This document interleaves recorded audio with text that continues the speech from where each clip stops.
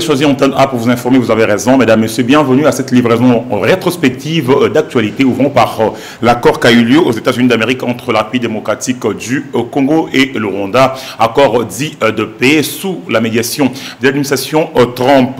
Et les détails dans ces reportages que nous propose Mondi Kouyala. C'est officiel. La République démocratique du Congo et le Rwanda ont signé le vendredi 27 juin à Washington, aux États-Unis d'Amérique, un accord de paix sous la médiation américaine. Bien avant la signature de cet accord, la ministre congolaise des Affaires étrangères, coopération internationale et francophonie a affirmé que cet accord n'est pas l'objectif final, mais plutôt le point de départ. Thérèse Kaikomba Wagner a déclaré que l'accord de paix entre Kinshasa et Kigali doit maintenant être accompagné d'un désengagement de la justice, du retour des familles déplacées, du retour en toute sécurité de réfugiés dans les deux pays. Ce ne sont pas que de mots sur le papier, ils doivent maintenant être traduits en actes avec justice, responsabilité et la volonté politique. Cet accord de paix est le point de départ, pas l'objectif final. Il doit maintenant être suivi d'un désengagement de la justice, du retour familial de déplacés et du retour en toute sécurité de réfugiés, tant en RDC qu'au Rwanda, a-t-elle dit. De plus, a soutenu la chef de la diplomatie congolaise en signant cet accord de paix. Un nouveau chapitre s'ouvre pour la RDC. Il y a 2 mois, dans cette même salle, les deux pays ont signé une déclaration des principes, première étape tangible pour sortir de l'impasse et tracer un chemin vers la paix. Pour l'heure, ces choix prennent forme et des efforts soutenus ont porté leurs fruits. Espérons qu'avec cet accord de paix, la RDC et le Rwanda ouvrent un nouveau chapitre, un chapitre qui exige non seulement un engagement, mais aussi le courage d'aller jusqu'au bout, a indiqué ce membre du gouvernement souminois. Pour la région de Grand Lac, Thérèse Kaikomba Wagner a laissé entendre que cet accord est une chance rare de tourner la page, pas seulement avec des mots, mais avec un changement réel sur terrain. Par ailleurs, elle a tenu à remercier l'administration Trump pour son engagement en faveur de ce processus de paix et le président Tshisekedi pour avoir choisi la voie la plus difficile, celle d'une paix ancrée dans les principes et dans la dignité du peuple congolais. Elle n'a pas oublié le président Joao Lourenço d'Angola qui a mené les processus de paix du Luanda. S'adressant à la population de l'Est de la RDC, Thérèse Kaikomba Wagner a précisé que cet accord a été signé en pensant à eux. Il faut noter que l'accord de paix signé entre Kinshasa et Kigali prévoit les désengagements de forces armées, la protection des civils, le retour de personnes déplacées et de réfugiés sous l'autorité du gouvernement et établit un mécanisme de suivi pour en assurer le respect.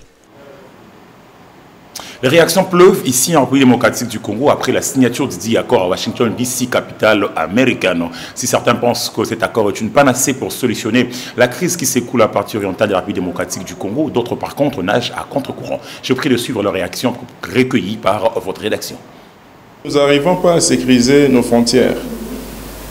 C'est pour ça que lorsque nous avons tendu la main aux Américains, les Américains ont proposé, comme ils n'ont pas encore rejeté les Rwandais, que nous puissions signer un accord de paix qui va faciliter que la paix revienne dans la partie est de la République démocratique du Congo.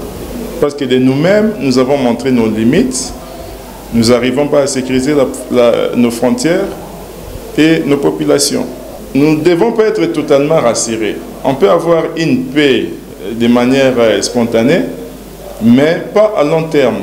Parce que l'invasion peut arriver au Bas-Congo demain, à l'Équateur, au Kasaï. Donc on ne sait jamais. C'est pour ça que nous devons nous former une armée efficace, une police efficace, afin que nous puissions sécuriser nos populations. Ma joie est immense parce qu'aujourd'hui, les Congolais refait surface sur le plan diplomatique et sur le plan économique. Et aujourd'hui, beaucoup de Congolais ne comprennent pas les avancées significatives que le président Félix Tshisekedi a menées par rapport aux négociations sur le plan diplomatique et c'est à ce qui concerne aussi la sécurité du peuple congolais. Aujourd'hui, si le Congo est en train de signer les contrats miniers pour la sécurité ainsi que pour nos propres minéraux, c'est à notre intérêt. Je pose la question, depuis 1960, depuis que le Congo a toujours existé, le peuple n'a jamais été bénéficiaire de ces minéraux. Il y a seulement un groupe de gens qui en sont bénéficiaires. Aujourd'hui, avec Antoine Félix Tshisekedi, nous avons la chance et la grâce que le peuple congolais peut s'y retrouver. En plus de cela, nous savions que le président de la République a créé les fonds souverains. Et les fonds souverains proviennent des minéraux du Congo. Donc, tout peuple, chaque Congolais, aujourd'hui peut se retrouver sur cette situation. Il sera bénéficiaire d'une manière directe ou indirecte. Même son de cloche pour l'analyste politique proche de l'ancien régime, Christian Ikaka. Ce dernier pense que cet accord n'aboutirait pas au solutionnement de la guerre qui secoue la partie orientale de la République démocratique du Congo, bien que ce dernier soit assigné entre ou sous l'égide de l'administration américaine. Suivez-le. Vous devez comprendre que M. Tshisekedi, le président Félix, a fait un choix. Vous devez savoir que la vie humaine fonctionne sur base de choix, parce que le choix est un facteur très important dans la vie de l'homme, puisque c'est le choix qui élève et c'est le choix qui rabaisse. Lorsque vous choisissez mal, vous devez être conséquent.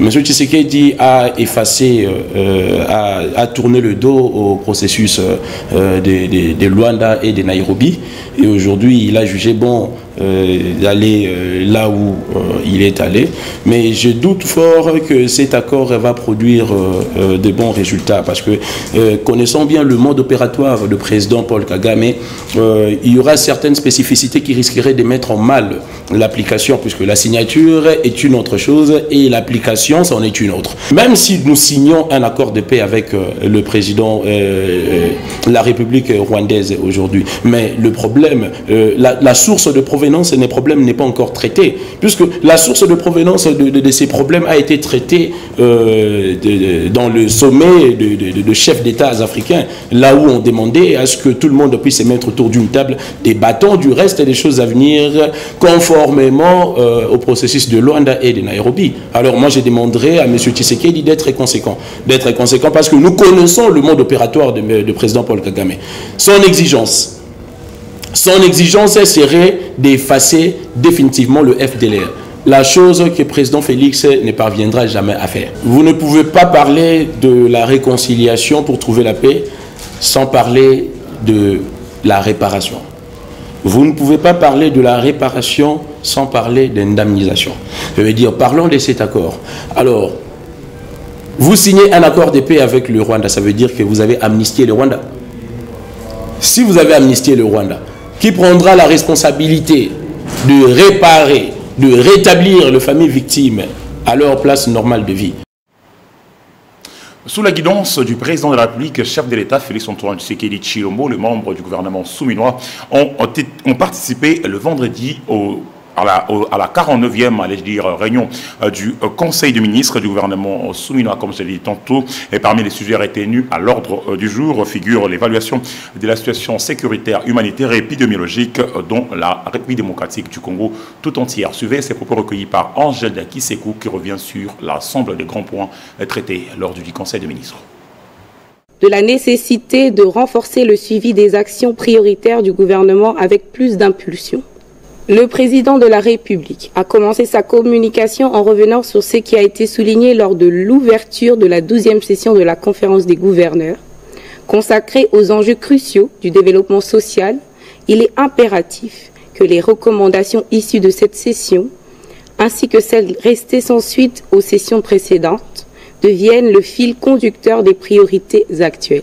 À ce titre, il a réaffirmé que leur mise en œuvre effective doit être au cœur des actions de tous les membres du gouvernement, chacun dans la sphère de ses attributions. Aussi, est-il fondamental que chaque ministre prenne, sans délai, les dispositions pratiques requises à travers les mécanismes institutionnels existants, en veillant à promouvoir une collaboration dynamique et de proximité entre les entités territoriales décentralisées et le gouvernement central. Cette démarche favorisera l'efficacité, la cohésion et la synergie de nos interventions sur le terrain, dans le respect des aspirations profondes de nos concitoyens, en faveur d'un développement durable et inclusif, porté par les valeurs de justice sociale et d'équité dans la redistribution des ressources nationales. Ainsi, la Première ministre a été engagée d'organiser une série de réunions sectorielles qui devra jouer un rôle de veille active, de coordination intersectorielle et d'accélération de l'exécution des actions prioritaires. Le président de la République a tenu à rappeler que le programme de développement local de 145 territoires, PDL 145T en sigle, incarne la vision d'un développement à la base équitable, inclusif et durable, tel qu'il a toujours voulu. Ce programme, sans précédent, par son envergure et sa portée sociale, vise à corriger les inégalités historiques entre les milieux urbains et ruraux et à ancrer durablement la présence de l'État dans tous les territoires de notre pays. Le ministre de la Justice AI et garde de Sceaux congolais Samuel Mbemba Kabouya était devant la presse, sinon le journaliste mieux, la presse nationale et internationale, le vendredi 27 juin. Au cours de son échange avec les hommes de médias, le garde de Sceaux congolais à l'intérim s'est planché essentiellement sur la décision de la Cour africaine de droits de l'homme et de peuple. Suivez. La réponse du vice-ministre de la Justice, Maître Samuel Mbemba, faisant office l'intérim dans ses ministères après la démission de son titulaire, n'a pas tardé. Maître Samuel Mbemba a, à la suite de la proposition faite par le Conseil national de suivi de l'accord et du processus électoral, CENSA en sigle, qui appelle à la libération des prisonniers politiques et mettre un terme à tout dossier judiciaire faisant poursuite contre les acteurs politiques. Que le CNSA propose qu'il soit mis fin à des poursuites à l'endroit de certains politiciens. Le CNSA parle de la libération des prisonniers politiques. Le gouvernement, à travers le ministère de la Justice, voudrait faire observer deux choses. Premièrement, il y a ce qu'on appelle le standard international pour le pays en conflit, ou le pays post-conflit, lorsqu'on veut dialoguer et ramener la paix et l'entente. Ce standard s'appelle justice transitionnelle. Or, nous voulons faire noter que la justice transitionnelle repose sur 4 piliers. Le premier pilier, c'est la recherche de la vérité. Or, la vérité, on ne peut la trouver qu'à travers un procès, s'agissant des victimes. Deuxièmement, il y a la justice. La justice, entendue ici dans le sens des poursuites pénales. Troisièmement, il y a la réparation. Et quatrièmement, il y a des réformes à réaliser. Pour Maître Samuel Mbemba Kabouya, il ne voudrait pas non plus sacrifier le droit de victime en violation de la justice traditionnelle. Cette proposition ne rencontre pas le standard international en la matière. Notons que cette déclaration a été faite face à la presse le lundi 23 juin 2025 au Palais de la Justice de Kinshasa. Toutes nos excuses pour ce désagrément. Il s'agit là plutôt de la réaction du ministre de la Justice à l'intérim sur la décision du CNSA appelant à la désengorgement de prison essentiellement pour évacuer les acteurs politiques y incarcérés. Prenant la direction de la province du Congo central où 2 membres du bureau de l'Assemblée provinciale de la dite province ont été déchus le mardi 24 juin de l'année en cours lors d'une plénière tenue à Matadi, chef-lieu de la dite province. Il s'agit des Omega Mbadou et de Billy Ntunga, respectivement questeur et rapporteur de cet organe délibérant. Il est reproché à ces 2 élus provinciaux par l'Assemblée provinciale, entre autres, de manque de collaboration et de discrétion. Suivez.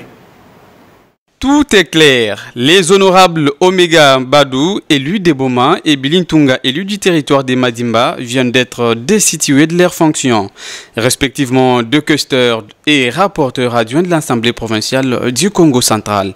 Reprochés entre autres d'égoïsme, manque de collaboration et de discrétion, le député provincial élu des Boma et fils de l'ancien gouverneur Jacques Mbadou, Omega Mbadou a été invincé de son poste de questeur. 25 députés ont voté pour son départ, 7 ont voté contre. S'agissant du rapporteur adjoint Bilintunga, 23 députés ont voté pour sa destitution. C'était au cours d'une plénière sous tension tenue ce mardi 24 juin 2025. Signalons que la province chère à Simon Kimbangu entre ainsi dans une zone de turbulence. Revenons à Kinshasa pour parler de la 4e phase de la vaccination des enfants de 0 à 5 ans contre la poliomyélite.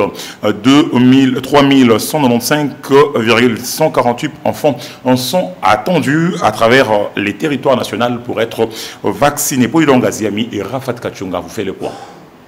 Les programmes élargis de vaccination, PEV en acronyme, s'emploient depuis le jeudi 27 juin 2025 à vacciner les enfants de 0 à 5 ans contre la poliomyélite. Il s'agit de la 4e phase de vaccination qui s'étale sur 3 jours à Kinshasa, soit du 26 au 28 juin, et dont le démarrage a été marqué par une caravane motorisée à travers les grandes artères de la capitale. Pour cette 4e phase, 3 195 648 enfants de 0 à 59 mois sont attendus. Pour la ville de Kinshasa, cette vaccination s'effectuera dans les 35 zones de santé selon la stratégie de porte-à-porte. L'objectif étant d'éradiquer ces fléaux et de protéger les enfants dans les 6 provinces où sont enregistrés plus de cas ou considérés à risque de circulation de la maladie. Il s'agit de la ville-province de Kinshasa, du Congo central, du Tanganyika, du Haut-Lomami, de la Tchopo et de Maniema. Les parents attendent avec leurs enfants dans leur ménage. Nos équipes de vaccination vont passer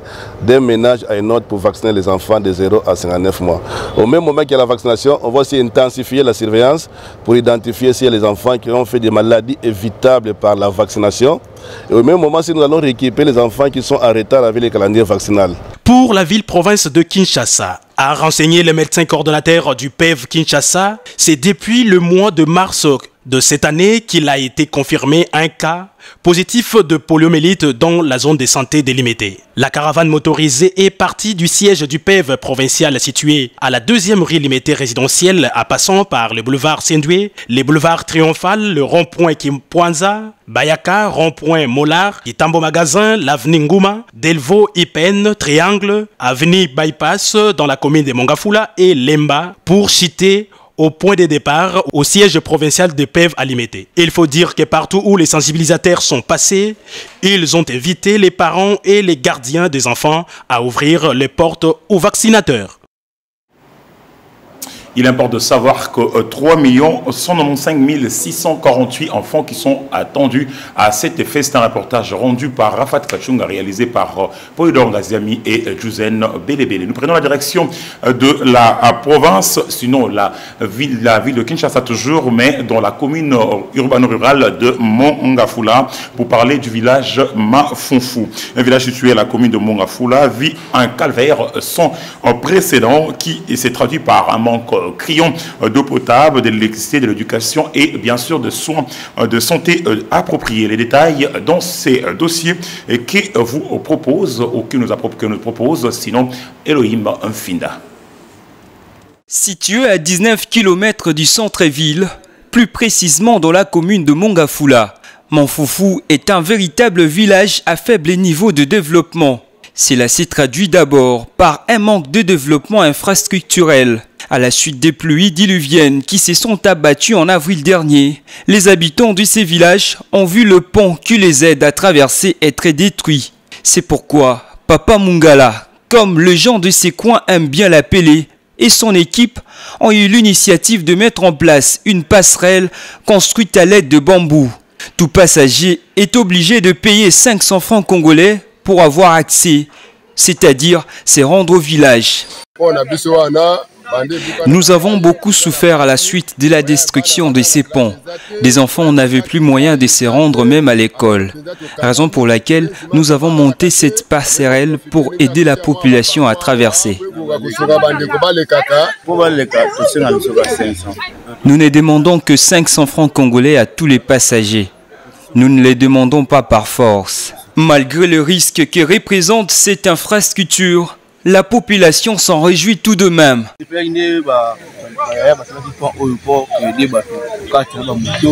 Nous sommes très heureux d'avoir au moins une passerelle qui nous permet de traverser, même si ça représente un risque flagrant. Les habitants de Mafonfou éprouvent aussi d'énormes difficultés pour s'approvisionner en énergie électrique, comme en eau potable. Les infrastructures scolaires sont presque quasi inexistantes. Seule une petite école primaire s'y trouve pour l'éducation des enfants, mais dont les conditions sont déplorables. Pour connaître une société, il faut savoir comment on y vit et on y travaille. Dixit Albert Camus, à Montfoufou, il faut chercher à savoir comment on s'y fait soigner quand on tombe malade. 2 petits centres de santé suffisent pour les habitants de ces coins de la capitale Kinshasa pour recevoir le soin de santé. Visiblement, les dites formations hospitalières sont en manque de matériel adéquat. Même s'ils ont chacun une pharmacie, la garantie de consommer les médicaments qui s'y trouvent par le malade ne peut être donnée que par le fabricant, tenant compte de la durée des 10 produits dans ces endroits.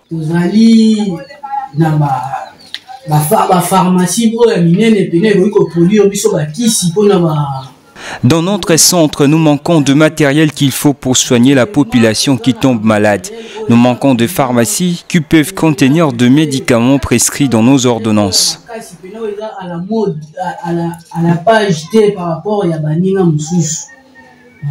Les villages Montfoufou manquent aussi un marché. La population est appelée à effectuer un long chemin, environ 1 kilomètre, pour s'acheter de quoi mettre sous la dent.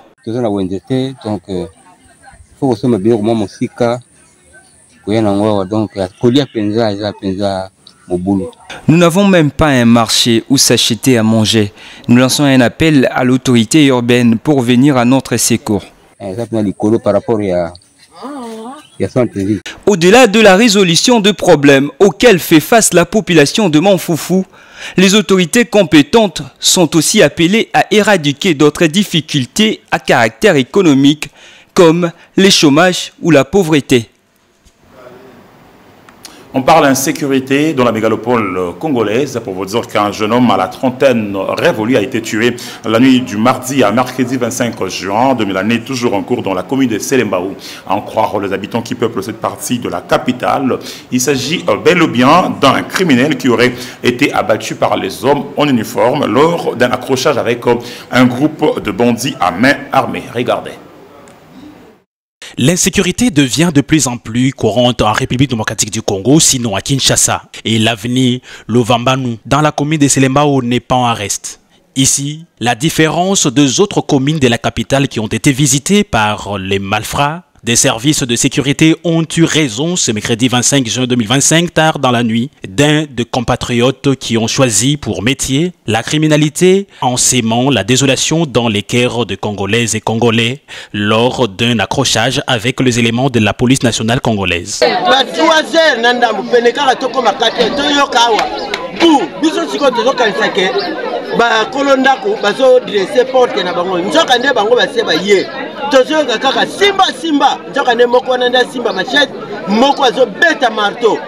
Il était environ 3 heures du matin lorsque on a entendu du bruit chez les voisins. Pensant que c'était entre eux, malheureusement c'était de criminels. Et heureusement pour le voisin, les agents de FARDC sont intervenus.